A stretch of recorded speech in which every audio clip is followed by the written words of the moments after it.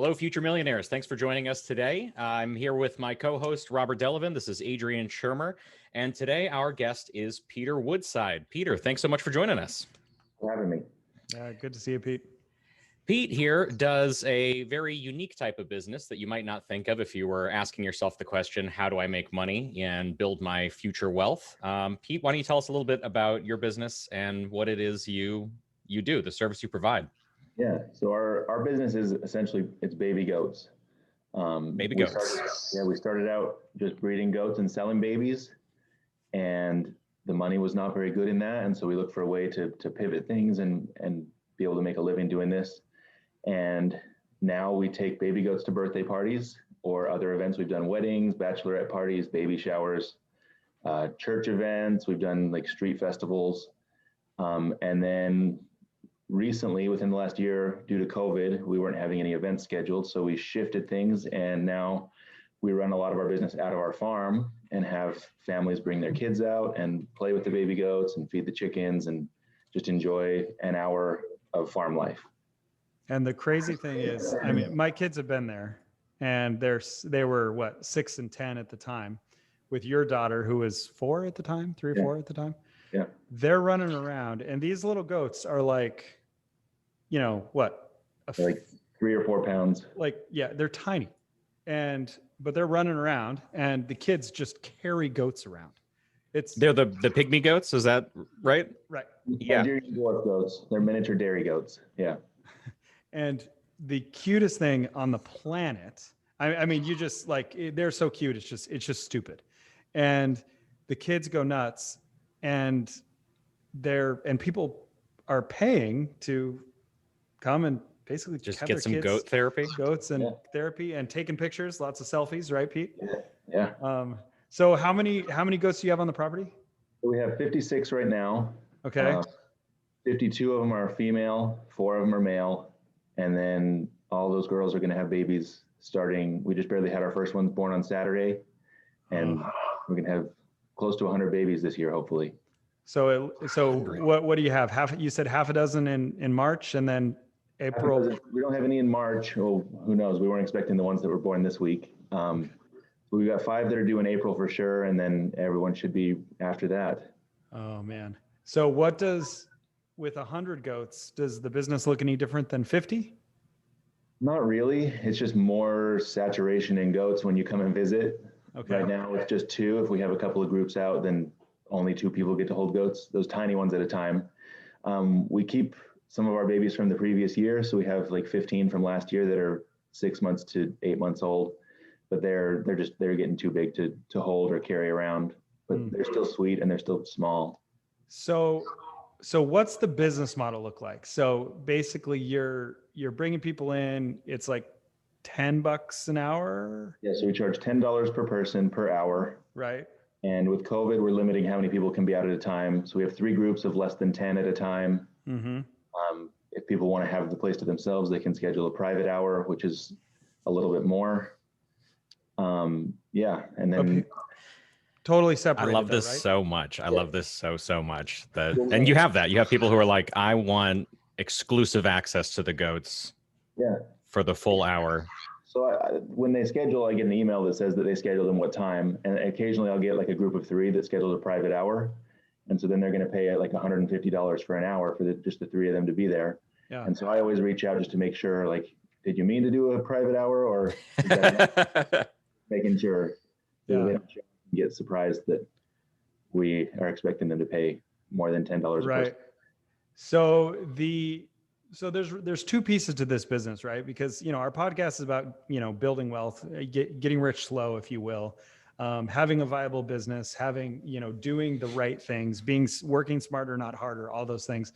But there's 2 things with your business. There's the actual farming entity, right? Like managing the goats themselves and the land in that piece. And then there's the business side. So obviously the farming side is pretty straightforward, but like, what would you say is like how do you split your time, and what's your approach to both of them, or explain that to us? So I try to do the farming stuff at the same time as I'm having people visiting. Oh, as much as I can, just to try to basically kill two birds with one stone. Sure. But like, there's a lot of things like taking care of babies that aren't quite strong enough when they're born. And so like I'm taking them in the house, and I'm feeding them several times a night and checking temperatures and stuff like that. Stuff like fence maintenance, we got to do that when there's not people around. Mm-hmm. We're planning to build a barn. We can't do that when there's people around. So a lot of that stuff is stuff that takes place in the wintertime, mm-hmm. when things are slower. We're here in Portland, so it's really rainy, really muddy. People are still coming out, but we just have to try to work around that and get the farm stuff done. And we also do stuff early in the morning, and once we're closed in the evening, trying to get everything cleaned up and in a way that it looks nice when people come visit. And that's basically you, and is it your dad or? My dad, yeah. Yeah. So two people are working on this in essence, on the physical part. And then how is it full-time? I mean, part-time, like what would you say? I don't know. It's hard to say because it's not like we clock in and clock out for 8 hours. So I don't live on the farm. It's my dad's farm. I live about 20 minutes away from there. So he has to do more than I do. Just like the day-to-day stuff, like feeding everybody and closing everyone in at night, letting everybody out in the morning, just to make sure that no one's getting hurt by any predators or anything like that. But I would say it's probably less than 40 hours a week for each of us, for sure. Yeah. As far as the visits, we're open from 10 to 5, and typically he does like 10 to 1, and then I do from 1 to 5. We'll sometimes have like an hour overlap where we're working on other things too. But yeah, it's definitely not a full-time. And how many days a week are you guys open? We're open every day. Okay. 7 days. And so then what are you doing on the, I mean, obviously this started at nothing, right? Yeah. What are you doing? Social media, marketing, like how are you growing the business that way? So at the start of COVID, it was around April, we decided we were going to just open things up to have people come out and visit. And we already had a social media presence. It wasn't very strong on Instagram and Facebook. Mm-hmm. So we started paying for some Instagram ads and Facebook ads just to like get the word out that we have this opportunity for people to get out of town. And we specifically targeted people that are the age that would have young kids, and it worked really well. But once we got a certain number of people that came out, the return on the investment on the marketing side was just not worth it anymore, because people were doing our marketing for us. Every family that came out posted on Instagram and Facebook, and their 100 friends saw it. And if just 5 of them came out, then they posted it, and then their 5 friends, and it's blown up since then. So we don't pay for any kind of marketing right now. So total just viral, right? I mean, it's like in my industry, your industry, Adrian, it's like the dream, right? Yeah. People don't generally post, they post the new house picture, but it's not quite as engaging as baby goats, I don't think. So it's pretty sweet that you've worked yourself into an industry that self-promotes like that. I mean, if that's anything we can learn, one thing is, hey, social media is a lot easier when what you sell is fun to post. And it sounds like your customers are primarily, it's families, it's people bringing their kids in. It's a lot of that. We also have some customers, just like older couples that want to come out, or people who don't have kids, just parent or adults that don't have kids that just love goats and want to come out and load off. Huh. What percentage would you say are repeat customers? I'm just so fascinated by this like niche market. We're at the point right now where whenever people come, we ask if you've been here before, and we're to the point that when people say no, we're surprised. Interesting. Love it, and they want to come out again and again. Yeah. How are you setting yourself up? Like, we're starting, we're in March now of 2021. So roughly a year into COVID. The vaccinations are coming through. I think the numbers like in the US is 80 million, I think doses, which means, probably 50 million that are fully vaccinated and so on. But it's only going to continue. So do you consider, like, are you concerned that the business was a COVID phenomenon? And how do you see it transitioning? I was actually talking to my dad about this week, just asking if it's better for us if COVID lingers longer and causes the shutdown longer, or if it's better for us if things open up and get back to normal. And we just decided that we're not really affected by COVID. I think COVID was a catalyst for us, but now that we're operating and people know who we are, and people still want to get out of the city and do, like, baby goats are still cute. People still like that. I think it's actually gonna be better for us if things start to open up. We have some plans on some ways that we can expand the business. We're planning to reach out to some farmers markets in the area and do like a stand at a farmers market where people who are there can stop in for 10 minutes and sit and hold a baby goat and pay us $5 or $10, and then they can continue on. And that wouldn't pull away from our party business or from our business on the farm. That's just another avenue that we can market this. That's awesome. That's limited by COVID because people aren't going to farmers markets and they're not wanting to be close to other people. It's really incredible. And in this day and age, I don't see 20 years ago, before social media became really a thing, that this would have worked, at least not in the same way. Not even close. Yeah. Yeah, you would have to go to the zoo, right? Go to like a petting zoo and then fight the crowds and deal with the whole that whole arm of it. Our business would have been discovered. It would be really hard for us to reach out to those individuals that can benefit from what we offer the most.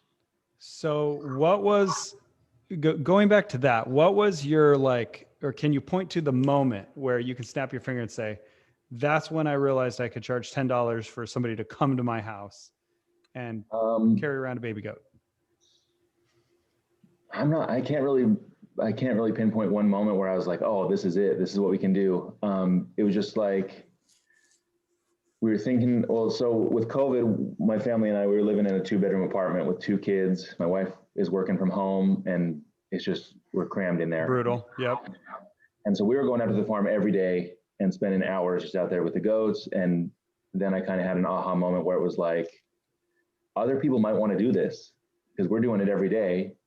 And so I said, let's just put it on social media and see what happens. Let's pay for an ad, like $10 a day or something like that, and just see what happens. And the visits started trickling in. People started scheduling. I initially was doing all of our scheduling just manually, like text me or email me and I'll put you on the schedule. And it got to where I was doing that like 5 or 6 hours a day, just like responding to people and answering questions. And I was like, I got to find another solution. This is crazy. And then I would people would call or text and be like, hey, can I get an appointment for this time? And then every once in a while I would just not put it in right away. And then we have people showing up and we weren't expecting them because I didn't have it on the schedule. And so I went with a third party scheduling website, and they go right on our website and they schedule and it goes right to my calendar right away. But it's crazy now to think that I did that for so long manually. How many months were you doing it manually? Probably 2 or 3, maybe 4 months. Oh, so that quickly it scaled up too. That's awesome. We talk about this a little, Rob, the fire yourself from as many jobs as you possibly can. And it's cool to hear how you managed to scale up and how much technology has really leveraged this business. I imagine growing organically in the pre-tech age would have been, like you said, it's very difficult. You got to travel by word of mouth, but boy, baby goats probably sell themselves. Do you guys have any other animals on the property that you let people?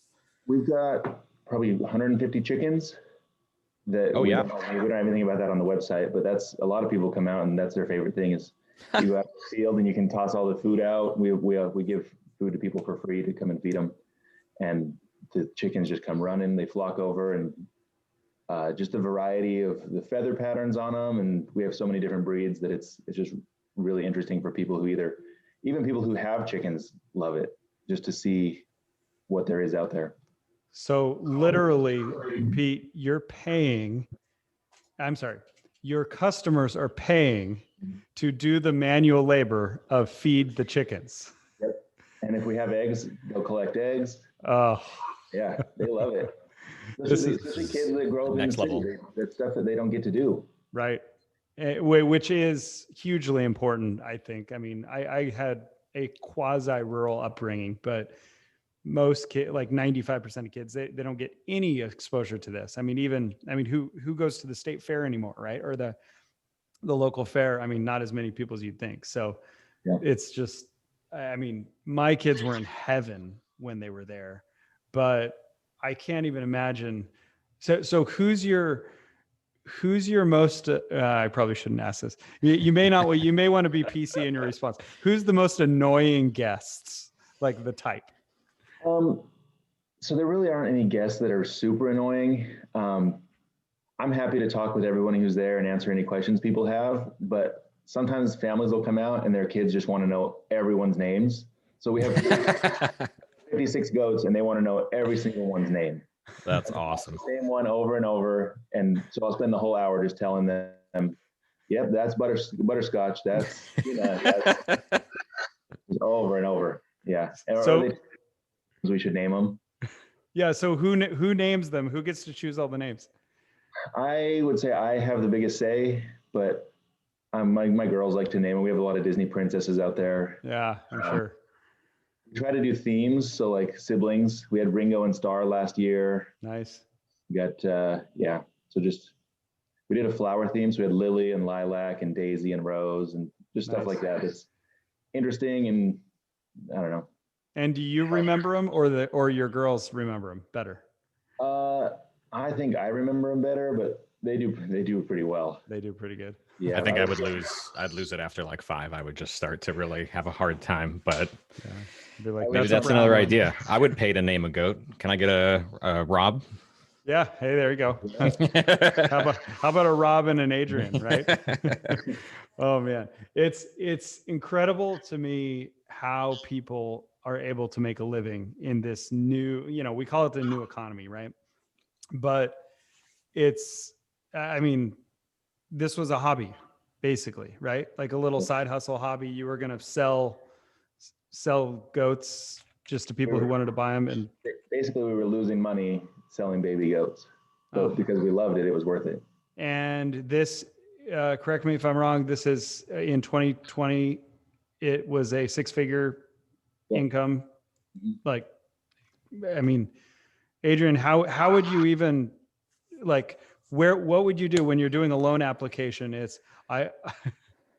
What would you if you call got cash flow, you're golden. I guess that's really the ultimate. This is, I would call this agrotourism, and it's a super fascinating piece of the industry. I went out to a couple of, when we hit COVID, again, staying and going places became like we need to find a new way to do this.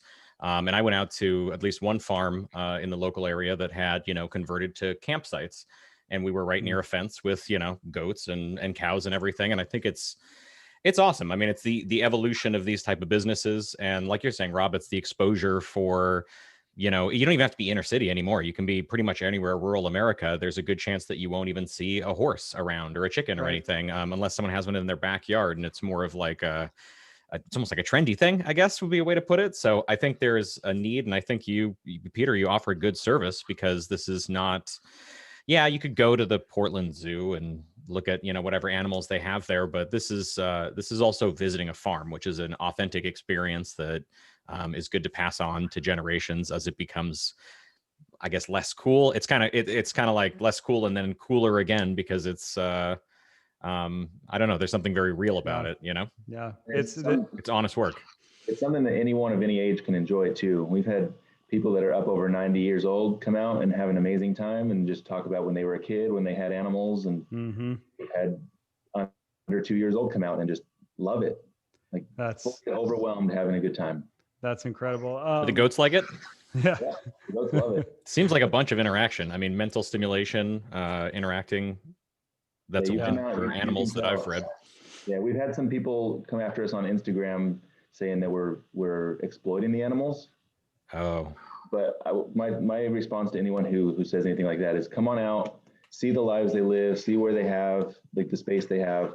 They have a beautiful view of the valley and Mount St. Helens, and they're well fed and they're happy. You can tell if they were stressed or it caused them any kind of distress, we wouldn't be doing it. Yeah, that's incredible. You're always going to have the internet troll world, and what do they say? Like, road rage but coming from a different freeway, right? Like Sure. it's just stupid. Zoom commute. Yeah. So business name, where do we find you again, and your physical location? We are Portland Goat Parties. Our website is portlandgoatparties.com. You can find us on Facebook or Instagram, Portland Goat Parties. And our farm is out south of Hillsboro, up near Shoals, near Newburgh, up near Bald Peak State Park. It's about 45 minutes from downtown Portland. Man, 45 minutes away, and like memory forever. Probably everybody's going to get the most social media engagement they've ever had by being there for an hour with their kids, right? Yeah, I can't even count how many times I've had people say, "This is the best day of my life. This is the best day of the year." That's awesome. Better than a roller coaster, better than Disneyland. Kids and adults, yeah. Portland Goat Parties. You're going to pay $10 for a drink with dinner. This is way better. You'll remember it a lot longer. I think I would rather go see some baby goats than see a movie or something like that. This sounds like just a much more engaging, fun experience. Yeah, incredible. Well, appreciate it, Pete. Thank you for sharing. Oh man, just an incredible story. I mean, we're probably gonna have to do some sort of follow up like annually, and track as Pete has a goat farm in every state. Yeah, how long have you been at this, Pete?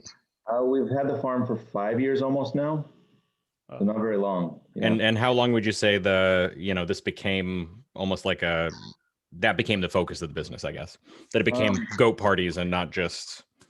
So my goal last year in January for our income for the year was $15,000. And I told my dad, and he kind of laughed at me and said, "Well, how are you going to do that?" And it ended up being a lot better than that. So it's within the last year, I would say, is when things have really taken off. That's where that slope really hit. That's awesome. Well, we are looking forward to seeing continued development of this, Pete. But I think as it is right now alone, obviously you're killing it. So thanks so much for coming and sharing a little bit of what you do and letting our audience hear, just a very different way of going about this. I mean, you didn't go to college for goats, did you? Nope. I just got my degree to teach high school math. And you're not going to be teaching high school math as long as you're running this business, right? Yeah. Well, I like these kids a lot more. Probably better awesome. Behaved. That's awesome. Oh, thank you again for coming on. Thanks for having me. Appreciate it. We'll look forward to the annual update. Sounds great. Thanks. All right. Take care. Thanks, guys.